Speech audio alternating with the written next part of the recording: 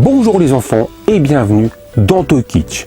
Aujourd'hui, nous allons parler de fruits. Ceci est un fruit. Et de robots. Ceci est un robot. Acheter 2,50 à Nose. Ceci est un ose. Non. Ceci est un ose. Bref. Alors non pas au kilo, mais à la pièce, ce sont les fruitiers robots. D'ailleurs, je voulais aussi remercier quelques personnes. Je remercie Adrien sur Facebook qui a eu la gentillesse de m'envoyer les photos et les infos sur ces fruitiers robots. Malheureusement, il ne pouvait pas me les récupérer.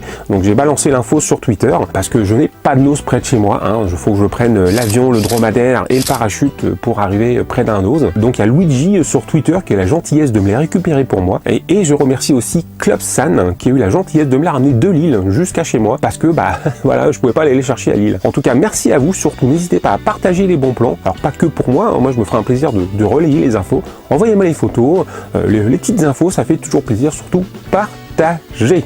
Alors oui, il y a Monsieur Toys qui a fait une vidéo il n'y a pas si longtemps sur les robots chinois, il en parlait un petit peu rapidement, mais je voulais aller un petit peu plus loin sur le sujet. Et puis, il va pas me voler mon boulot non plus. Non, je rigole, j'aime bien Monsieur Toys. Alors allez voir ses vidéos. Bon, c'est bien tout ça, mais les fruitiers robots, ça sort d'où? Ils sont au nombre de 5 blisters. Les blisters sont pas tip top, on dirait presque des bootlegs. Mais alors, qu'est-ce que c'est? C'est vraiment des bootlegs? Est-ce que c'est tiré de quelque chose? Très mystérieux tout ça, mais vous allez tout savoir. Eh bien, Fruitier Robot est une série animée chinoise de 2010, réalisée par le studio Guangzhou Blue Heart Culture Communication Company. Elle compte 4 saisons et un film cinéma sorti en 2016. Elle est même considérée comme une des 10 meilleures séries animées chinoises, distribuée un peu partout en Asie et quelques pays du Maghreb. Par contre en France, rien du tout. Et au niveau histoire, ça raconte les aventures de 3 fruits mousquetaires, ninja. Ok, pourquoi pas.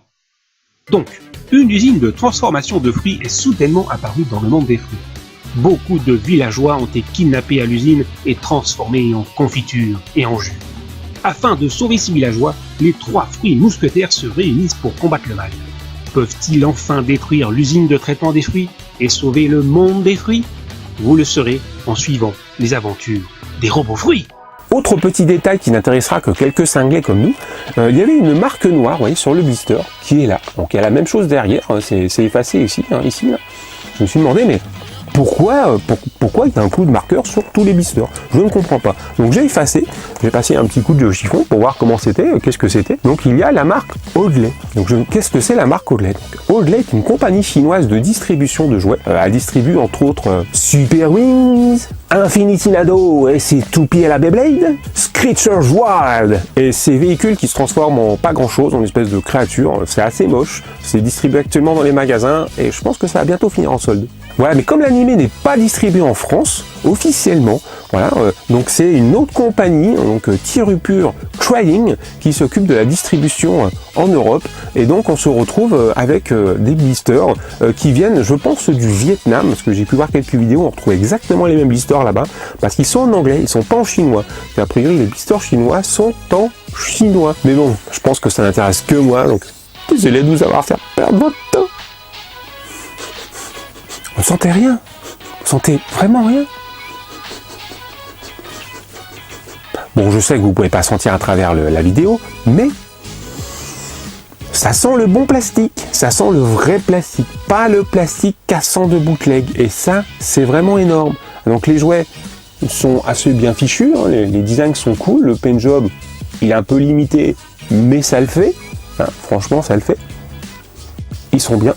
Il y a quelques petits défauts, je ne dis pas, mais ils tiennent bien en main, on sent que c'est solide, on sent qu'on peut les faire tomber sans les faire casser, et ça franchement, c'est pas toujours le cas.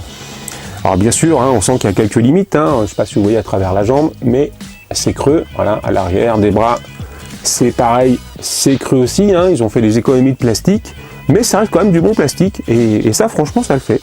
Ça franchement ça le fait très très bien. Je dirais même que certains transformers actuels n'ont pas de plastique d'aussi bonne qualité.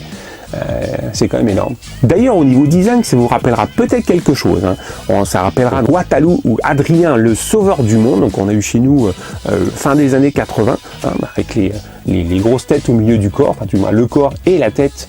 Donc, un espèce de mix entre en SD, un peu bizarre.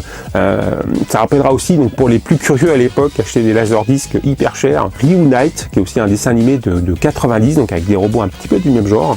Et bien sûr, bien plus récemment, la série culte de chez Gainax, donc Gurren Lagann, où d'ailleurs ce perso ressemble énormément. Donc ça, c'est vraiment très inspiré. Et bien sûr, au niveau des couleurs, bien flashy, il y a 5 couleurs. Et ça rappellera les Sentai, hein, bien sûr, avec les 5 couleurs. Donc avec les robots géants, type Bioman. Mais bon, c'est bien tout ça. Mais il paraît que tout ça, ça se combine. Alors, on voit ça tout de suite. Allez!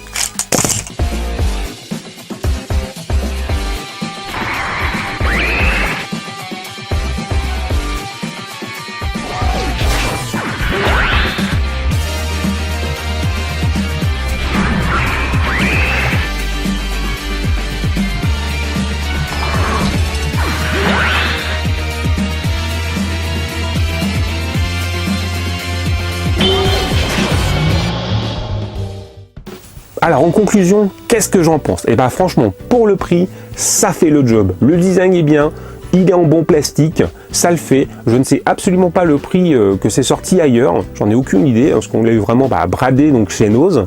Mais franchement, voilà, à ce prix-là, on en trouvera rarement d'autres. Le seul petit défaut que j'ai eu, alors il est facile à transformer, il n'y a pas de problème, il faut vraiment être un cake en transformer pour pas y arriver. Il n'y a pas grand-chose, c'est vraiment juste à assembler plus qu'à transformer. Par contre, je trouve qu'à enlever, il est plus dur à démonter qu'à monter. Et parfois, on a un petit peu peur de casser quelque chose. Bon, ça le fait pas parce que le plastique est de bonne qualité, mais c'est dur à désassembler. Voilà, c'est un peu le seul défaut que j'ai pu trouver sur ce robot. Voilà, qui est vraiment très beau, je trouve. Il est très très beau, il ira très bien dans ma collection. Voilà, donc, et sinon, vu qu'il y a quand même plusieurs saisons et un film au cinéma qui est sorti là-bas, il y a eu vraiment tout un tas de produits dérivés. Il y a eu plein de robots justement combinables qui ont l'air vraiment cool. Il y a eu tout un tas de produits dérivés. Je vais essayer d'en trouver quelques autres parce que franchement, ça m'a bien plu. Et puis surtout, il y a des combiners qui ont l'air vraiment cool. Et ça, je vous en reparlerai peut-être si j'arrive à en choper d'autres parce que ça n'a pas l'air très facile. C'est assez peu distribué, vraiment hors Asie. Voilà, on arrive à la fin de la vidéo. Voilà, j'espère que ça vous a plu. Moi, en tout cas, j'ai pris grand plaisir à vous présenter ce robot parce que je pense qu'il est encore dispo dans les Nose. Donc, n'hésitez pas, si ça vous a plu, à aller l'acheter. Pour le prix, je répète, ça vaut le coup. Et surtout, n'oubliez pas... Abonne-toi, lâche un like, pose un com. C'est toi qui as le choix. Rejoins-moi sur Facebook. Et n'oublie pas Twitter. Talkish.